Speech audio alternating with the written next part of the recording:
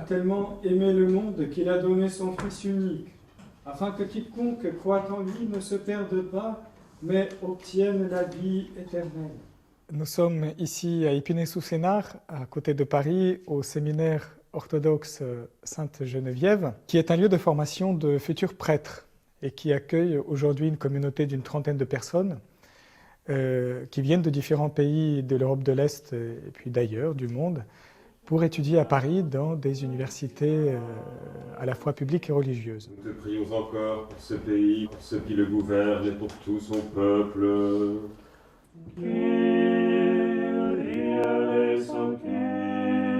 Je suis à la tête de cette communauté depuis sa création il y a plus de 11 ans déjà. Et en plus de la communauté humaine de ce séminaire, j'accueille ici depuis presque 5 ans également toute une communauté animale. Aujourd'hui, cette communauté compte 7 chevaux, les 2 ânesses premières arrivées, 2 chiens.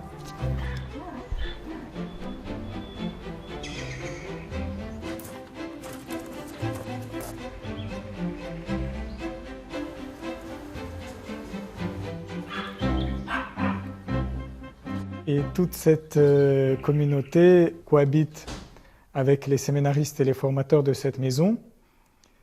Je m'en occupe avec l'aide d'un certain nombre de bénévoles et puis de confrères qui, comme moi, partagent cette passion des animaux. On me pose souvent la question pourquoi un prêtre et un moine s'occuperaient-ils des animaux et vivraient-ils avec des animaux à temps plein ? À cette question, j'ai envie de répondre qu'il faudrait plutôt expliquer pourquoi un moine ne s'occuperait pas des animaux. Tellement la cohabitation avec la nature et l'importance de la nature dans la vie spirituelle est évidente dans la spiritualité orthodoxe.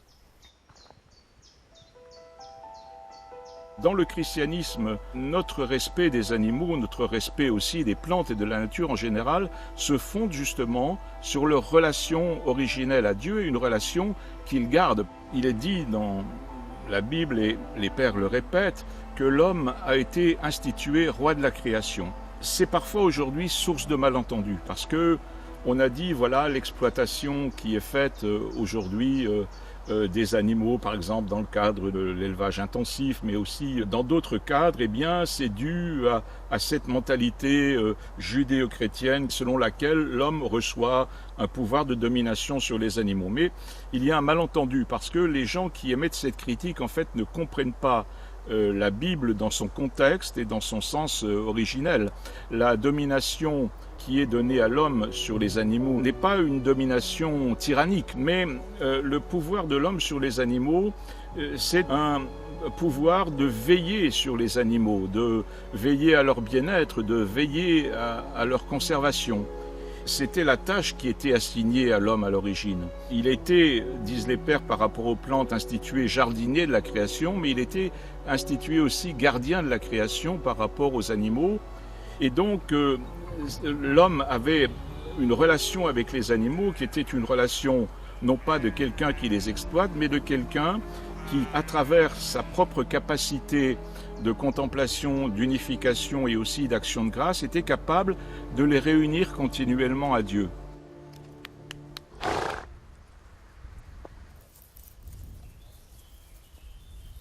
Cette attitude a été brisée par le péché. Des passions que les hommes ont développées et en vertu desquelles ils ont transformé la création, si vous voulez, en un champ d'exploitation destiné à satisfaire ses propres désirs en vue de son propre plaisir.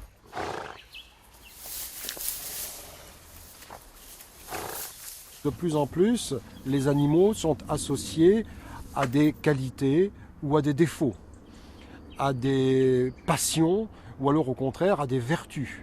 À la fin du Moyen-Âge, c'est un moment où l'on va diaboliser certains animaux. Le loup, par exemple, dès lors, est identifié à la sorcellerie. D'autres animaux ont été déjà diabolisés ou sont identifiés au diable. Je pense au bouc, je pense au serpent. L'être humain projette sur les animaux ce qui est de sa propre nature, en quelque sorte. Aujourd'hui, d'une part, on connaît beaucoup mieux les animaux dans leur vie propre, dans ce qu'ils sont.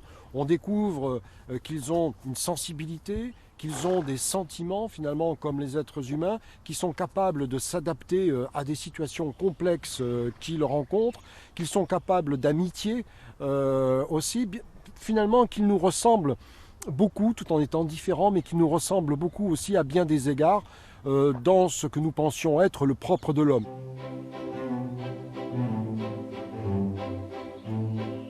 Derby, viens, n'aie pas peur.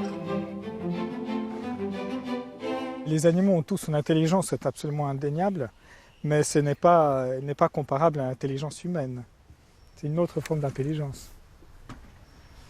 Alors après, ils apprennent aussi à communiquer avec les humains à leur manière. Ils communiquent d'une manière très claire dans leur langage, mais par des gestes, avec les oreilles, avec les lèvres, avec les yeux, parfois avec la voix, mais rare. Un étalon qui exprime sa joie à sa jument, il hennit, mais d'une manière très particulière. Ou les chevaux, oui, je sais. Là, c'est parce qu'il veut que je lui gratte la queue. C'est un endroit qui est difficilement atteignable pour eux, donc c'est le service que je leur rends. Ce que les chevaux peuvent nous apporter à nous, pas seulement les chevaux d'ailleurs, les ânes et tous les animaux, mais les chevaux en particulier, ces animaux sont organisés d'une manière très hiérarchique. Dans le troupeau, il y a un étalon pour plusieurs juments. Et l'étalon, son rôle est de protéger le troupeau, les juments et les poulains. Et en haut de la pyramide, il y a la jument principale, la matriarche. Et la matriarche, son objectif, c'est de faire les choix et de prendre les décisions pour l'ensemble du troupeau. Donc, où est-ce qu'on broute, qu'est-ce qu'on mange, qu'est-ce qu'on fait, quand est-ce qu'on se repose, quand est-ce qu'on court, quand est-ce qu'on joue. Donc tout ça, c'est la jument qui prend les décisions. Entre l'étalon et la jument, les rôles sont très très bien répartis. Ce n'est pas le mâle qui décide chez les chevaux, c'est la femelle, la principale jument. Donc c'est matriarcal pour le coup chez les chevaux, c'est pas patriarcal. Mais ce qui est paradoxal, c'est que dans une société aussi hiérarchisée, chez les chevaux, toutes les études montrent que ce sont en fait les plus haut placés qui ont la vie la plus difficile. Parce qu'en fait, ce sont eux qui ont la vie la plus stressée du fait de porter la plus grande responsabilité. Donc, ils ont certes une priorité pour l'accès à l'eau et à la nourriture, mais en réalité, ils sont plus sur leur garde et les moins bien placés, en fait, sont les plus tranquilles, les plus calmes, les plus sereins. Donc, ce qui est d'une certaine manière, vous voyez, dans le règne animal, l'illustration de la parole de Jésus, le premier parmi vous, qu'il soit le serviteur de tous. Donc, en fait, le plus haut placé chez les chevaux, c'est celui qui sert les autres. Et c'est le plus bas placé qui est le plus tranquille, le plus serein et a le moins de stress et le moins d'inquiétude. Donc, voilà l'exemple d'une société hiérarchisée au service d'autrui et non pas pour son propre bien.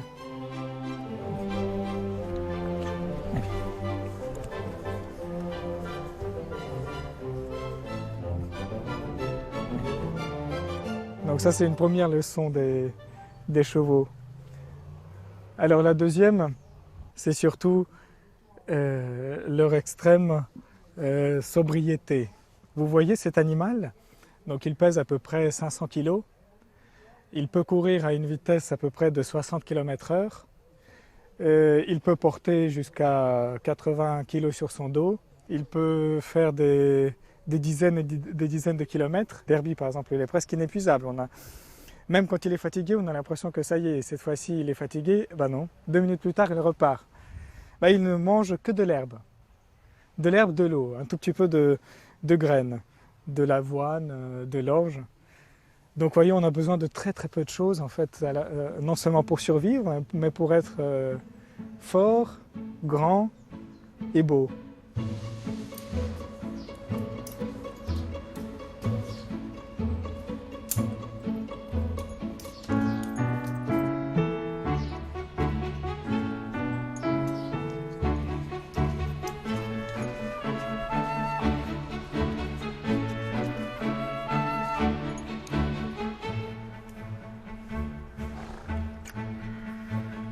Moi, quand je suis arrivé au séminaire, il n'y avait que 2 ânes et j'ai assisté à la grande transformation par la grâce des animaux du séminaire. Donc là, nous allons sortir les ânesses pour promener les enfants. Pour moi, les animaux ici, au début, c'était un petit peu des mascottes pour les gens qui étaient déjà là. C'est comme dans une famille, on achète un chien, il y a un nouveau chien. Alors c'était les 2 ânesses. Et puis au fur et à mesure, ça a vraiment transformé la communauté et sans doute que ça l'a ouverte aux voisins, aux curieux qui venaient d'abord voir les animaux, mais un petit peu comme on va au zoo. Et puis après, c'est devenu une expérience vivante avec la pratique de l'équitation, qui a vraiment comme vertu de ramener, non pas dans l'église, mais au bord de l'église, dans l'atmosphère de l'église, des gens qui en sont loin. Et donc les animaux, oui, ils ont une vraie vertu apostolique. Et c'est des apôtres d'autant meilleurs qu'ils ne savent pas qu'ils le sont. Ce n'est pas des êtres humains lourds qui veulent imposer quelque chose. Les animaux, ils font un petit signe vers cette église, un petit peu comme le soleil fait signe vers l'église quand il se lève et qu'il l'illumine. De la même manière, les animaux ont eu cette vertu dans cette ville de banlieue parisienne d'indiquer à des gens qu'ici coule la grâce.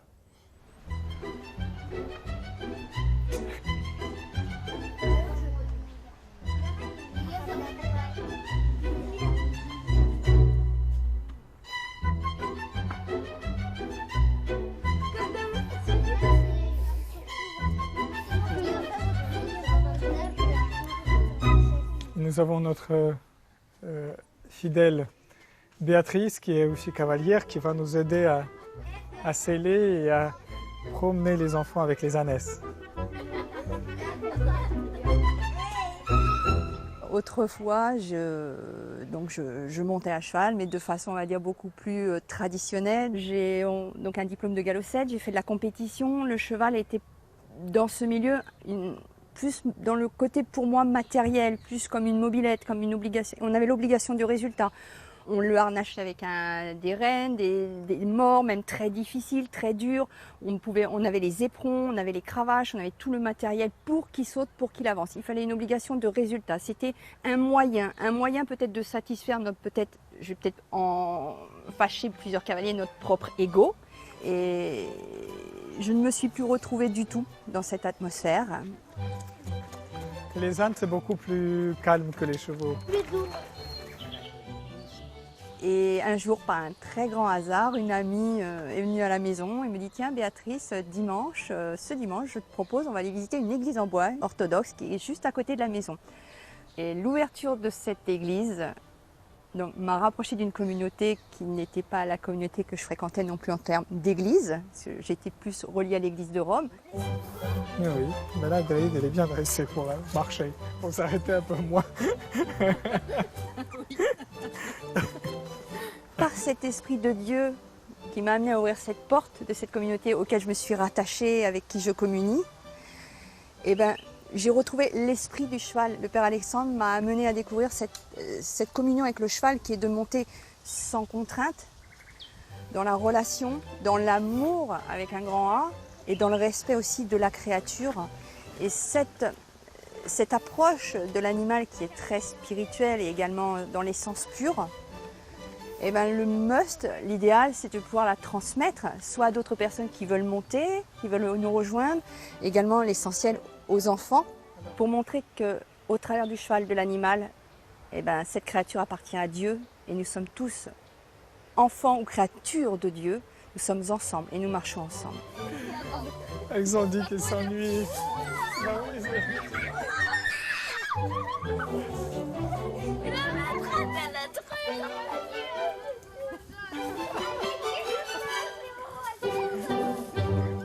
Tous les samedis après-midi, nous organisons pour toute personne qui le souhaite des promenades avec les ânesses. Et le dimanche après-midi, nous organisons des sorties avec les chevaux. Nous nous retrouvons à 15h et nous partons dans la forêt de Sénart ou dans d'autres forêts voisines pour une promenade de 2h30, 3h à peu près. Voilà, et François qui va se charger de Fason. Béatrice. Jacqueline Aiguego. Oui. Voilà, si vous pouviez, pour Almaël. Oui, moi je prends Derby.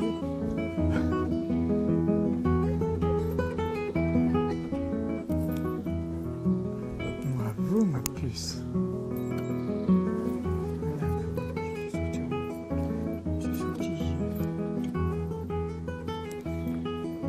J'avais le désir de reprendre une activité physique qui soit, je crois, en lien à la fois avec l'univers spirituel de l'orthodoxie, mais aussi, je crois, un excellent remède quand on a la tête dans les livres et dans la réflexion toute la semaine. C'est une chose excellente de passer un peu de temps dans la nature auprès des chevaux.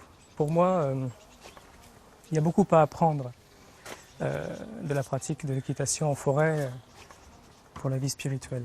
Quand je chevauche avec Fason, je vois que c'est un animal qui est à la fois très vigilant et complètement rêveur. Très vigilant parce qu'il est attentif au moindre craquement, au moindre bruissement, à la moindre chose qui bouge. Et rêveur parce qu'il est très contemplatif. Il est pleinement absorbé dans la nature qui l'entoure. Et je crois que c'est un bel enseignement pour la vie spirituelle. Il nous faut être rêveur, il nous faut être contemplatif. C'est Saint Porphyrios l'Atonite qui disait « Celui qui veut devenir chrétien doit d'abord devenir poète ». Mais c'est aussi un appel à l'attention, à la vigilance, comme le chrétien est invité à être très vigilant à toute présence de Dieu, à tout appel de Dieu dans sa vie. Fason aime particulièrement galoper, c'est un cheval très fidèle, un cheval fiable. Il a un caractère extrêmement doux, et je l'aime beaucoup. J'espère que lui m'aime bien aussi, en tout cas il me supporte. Les animaux sont devenus pour moi un véritable lien avec les autres humains. Et la présence d'une ânesse ou d'un cheval à côté de moi quand je me promène dans la forêt de Sénart ou dans les villes voisines attire l'attention et elle engage aussi les contacts.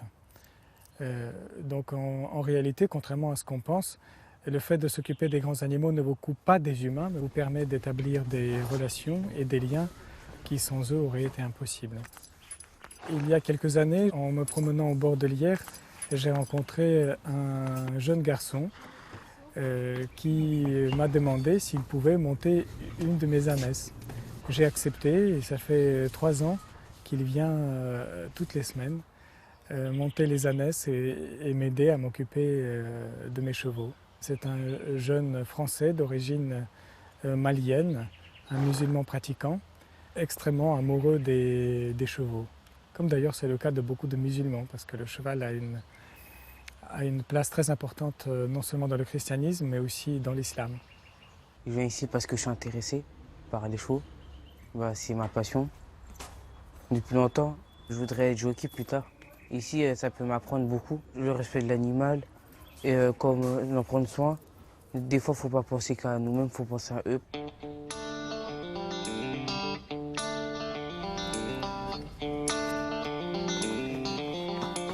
Les animaux domestiques ont un comportement amical, ont un comportement positif par rapport aux êtres humains dans l'entourage desquels ils vivent, parce que ce sont ces êtres humains qui les nourrissent, qui s'occupent d'eux.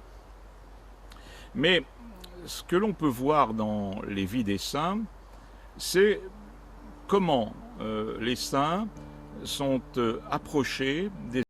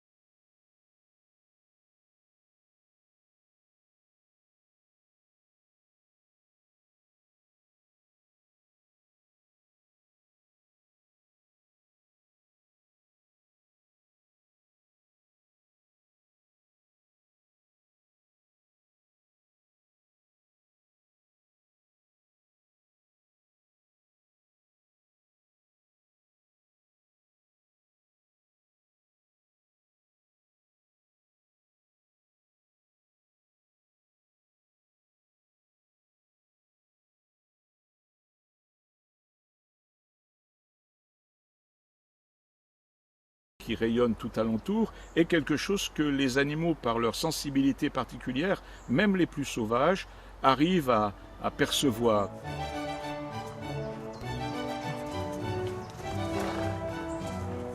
Allez, la promenade se passe très bien, tout le monde est en vie. Nous avons traversé toute la première partie de la forêt de Sénart.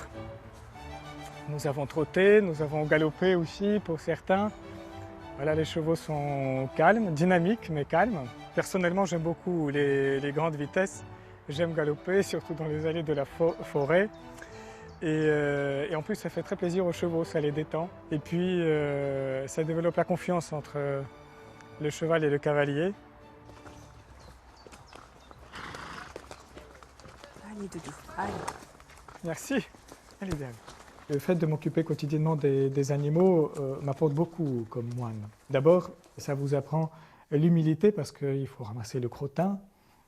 Donc il faut renoncer à être propre, à sentir bon, à avoir des vêtements luxueux parce que vous êtes tout le temps dans la boue, dans le crottin, vous êtes tout le temps sali et puis vous avez régulièrement froid. De temps en temps, on vous bouscule, pas volontairement, mais involontairement, parce que ce sont des grands animaux. Voilà, donc, et vous apprenez à supporter tout cela avec patience. Cette vie m'impose d'une certaine manière l'ascèse. S'occuper de tant d'animaux tous les jours suppose de se lever toujours à la même heure, très tôt, qu'on soit malade ou bien portant, qu'il pleuve ou qu'il neige. On est tenu au même rythme, aux mêmes horaires, aux mêmes obligations qui ponctuent votre journée de la même manière que la prière ponctue la journée d'un moine. Alors comme prêtre, ça m'apporte aussi beaucoup parce que le ministère pastoral auprès des animaux, c'est principalement un ministère de service. Je monte mes chevaux, mais je les monte 3 ou 4 fois par semaine pendant, disons, 2-3 heures chaque fois. En revanche, je les sers un temps beaucoup plus important. Donc en fait, quand vous avez les chevaux, vous passez à peu près 80% de votre temps à les servir et à seulement 20% de leur temps à être servi par eux. Il fait chaud aujourd'hui. Alors j'en profite pour leur donner une petite douche. Le père Alexandre a beaucoup changé ces dernières années au contact des animaux. Je pense que les animaux lui ont permis de mieux comprendre la paternité. Toute l'énergie qu'il a investie dans une espèce de paternité première auprès des animaux qui sont les petits-enfants, il ne l'a pas retirée aux grands enfants, aux adultes que sont les séminaristes, mais il a placé les séminaristes en situation d'être des fils, mais des fils adultes. Et donc les séminaristes ont été poussés en dehors de l'enfance spirituelle ou enfance professionnelle aussi, parce qu'ils étaient très dépendants et les séminaristes ont été amenés à prendre leur autonomie à mesure que le père Alexandre s'occupait d'êtres vivants moins autonomes. Et de cette manière, de mon point de vue, il a aussi rééquilibré son propre rapport aux séminaristes et je l'ai vu être moins dépendant affectivement ou parfois moins bouleversé par telle ou telle attitude d'un séminariste. Et en ceci, il était aussi devenu un meilleur père pour eux.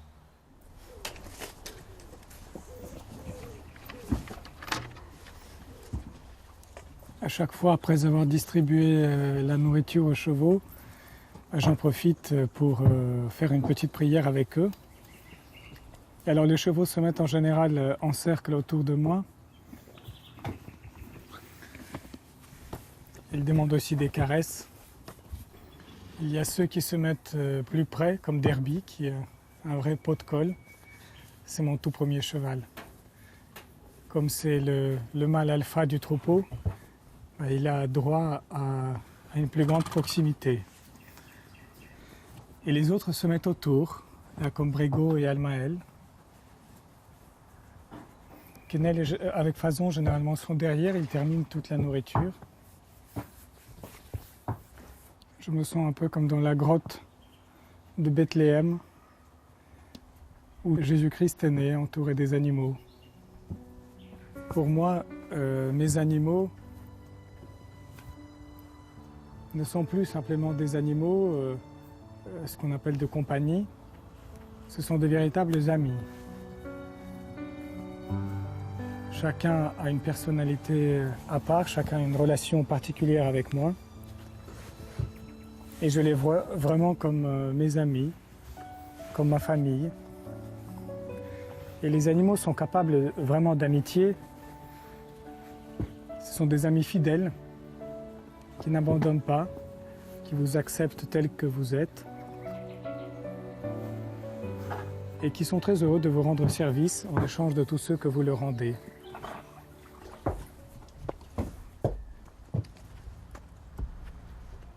Seigneur Jésus-Christ, Fils de Dieu, prends pitié de nous. Seigneur Jésus-Christ, Fils de Dieu, prends pitié de nous. Seigneur Jésus-Christ, Fils de Dieu, prends pitié de nous. Seigneur Jésus-Christ, Fils de Dieu, prends pitié de nous. Seigneur Jésus-Christ, Fils de Dieu, prends pitié de nous. Seigneur Jésus-Christ, Fils de Dieu, prends pitié de nous. Seigneur Jésus-Christ, Fils de Dieu, prends pitié de nous. Il y a aujourd'hui de très nombreuses espèces qui disparaissent et évidemment cela met en cause directement la responsabilité de l'homme parce que cette disparition des espèces elle est due à un certain nombre d'atteintes que l'homme porte à l'environnement et notamment au climat du fait d'un développement hypertrophié et perverti de la civilisation industrielle moderne. Il est évident que cette disparition des espèces doit être quelque chose qui nous mobilise tous en tant que chrétiens. Nous devons agir autant qu'il est possible pour préserver ces espèces. C'est vraiment quelque chose qui est congénital au christianisme, de s'attacher à la préservation de la nature. C'est quelque chose qui appartient, je dirais, à la vie de l'homme telle que Dieu l'a conçue.